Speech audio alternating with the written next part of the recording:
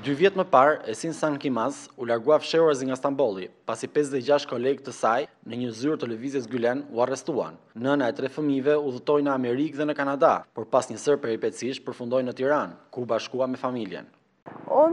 Ondan sonra arkadaşlarımızı aldıkları gece vakitlerinde genellikle saat 5 civarı geliyorlardı sabaha karşı ve çocuklar uykuda yakalanıyorlardı. Ben de böyle bir şey yaşamak istemedim. Esin tregon se harratisja e tronditi, ndërsa ju desh të linte pas fëmijët dhe të afërmit.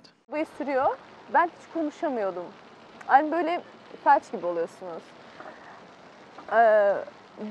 Ve hiçbir şey düşünemiyordum, hiçbir duygum kalmamıştı. Pas grushtit të dështuar të shtetit më 15 korrik 2016 në Turqi, mbi 50.000 persona ndodhen në burg dhe po kaq ndiqen me masa më të lehta sigurie. Qeveria turke akuzon lëvizjen e krijuar nga kleriku Fethullah Gülen se qëndron pas tentativës për grusht shteti. Gülen i ka mohuar akuzat dhe i ka cilësuar veprimet e qeverisë si quajti shtrikash. Qindra mijëra turq të tjerë u larguan nga Afrika e Perëndjekjeve. Sipas Eurostat, më shumë se 14.000 turq kërkuan azil politik në vendet e Bashkimit Evropian gjatë vitit 2017. Një grup i vogël prej rreth 60 familjesh turke të lidhura me lëvizjen Gülen gjetën stre në Shqipëri. Qeveria e Turqisë i konsideron ata si terroristë dhe i kërkon Shqipërisë ekstradimin. Por ndonë se kërkesat e Ankaras kanë rënë deri më tani në vesh të shurdhër, të harratisurit nga Erdogan jetojnë në hije dhe pasiguri në Tiranë. Pjesëtarë të 2 familjeve thanë gjatë intervistave se pasi u harratisën nga frika e burgosjes dhe përsekutimit, hezitojnë të kërkojnë azil politik në Shqipëri dhe nuk duan të ekspozohen si të tillë. Ata i druan miqësisë si qeverisë shqiptare dhe asaj turke, dhe se garancitë e strehimit në Shqipëri nuk i konsiderojnë të forta. Ismail, që foli në kushte të anonimatit, mbërriti në Shqipëri pasi u shkarkua me një SMS nga televizioni ku punonte, menjëherë pas grushtit të shtetit. Ndonë se ka ndërmend që të qëndrojë gjatë në Tiranë,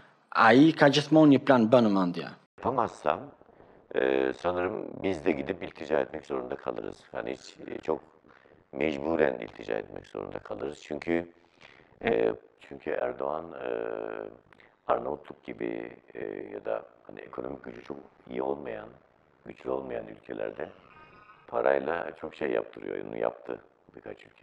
Shqipëria ruan historikisht marrëdhënie të ngushta me Turqinë dhe kryeministri Edi Rama e quan presidentin turk Recep Tayyip Erdogan vëllai dhe miku ynë i pandar. Shqipëria shpreson gjithashtu prej vitesh të thithë investime nga Turqia. Pas grushtit të dështuar të shtetit, kryeministri Rama ashpërsoi retorikën dhe i cilësoi organizatën Gülen të rrezikshme. Ai deklaroi se njerëzit që supozohet të lidhur me të mbahen në monitorim në Shqipëri. Në tetor 2018, presioni i qeverisë turke duket se arriti nivele të reja. Gjatë një vizite në Tiranë, ministri i jashtëm i Turqisë, Mevlut Çavuşoglu, e vendosi vijën e kuqe tek së strehuari televizjes Gülen. Türkiye'de, Arnavutluk'ta bir kişiyi öldüren bir terörist ya da herhangi bir örgüt bir gün bile barınamaz. Biz gereğini yaparız. Dostlarımızdan da elbette beklentimiz budur. Ministri i jashtëm Detmir Bushati tentoi të shmangte të lashin gjatë një konference të përbashkët për shtyp. Ai tha se Shqipëria do të zbatonte dokumente të rëndësishme ndërkombëtare në fushën e ekstradimit. Presionet nga Turqia mbajnë ankth familjet turke që jetojnë në Tiranë. Ismaili tha se pavarësisht se nuk ka bërë asnjë kërkesë dhe se nuk del asnjëherë i pashoqëruar në kryeqytet, ai është i bindur se autoritetet turke dinë gjithçka për të. Bunlar bizim hepimizi biliyorlar. Hani sürekli çalışıyorlar, takip ediyorlar bence. Çünkü mesela benim hiç resmi hani adresimi bilmez Türk konsolosluğu. Ama benim abimin önüne benim adresimi koymuşlar. Abdullah Bozkurt, ish shefi seksionit anglisht të së përditshmes turke Zaman, e sekuestruar dhe e mbyllur në mars 2016, i tha Birn në një intervistë përmes Skype se qeveria e Erdoganit po i përdorte marrëdhënie ndërqeveritare për të siguruar ekstradime. Because Turkish government they are using all kind of method and tactics, sometimes offering contracts, money,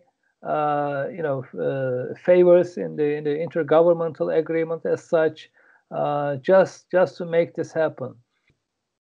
So it's part of the intimidation campaign to maintain this climate of fear within Turkey. You may be out of Turkey, but still you are not safe. We can come after you, we can punish you, we can throw you in jail, and you don't see the light of the day.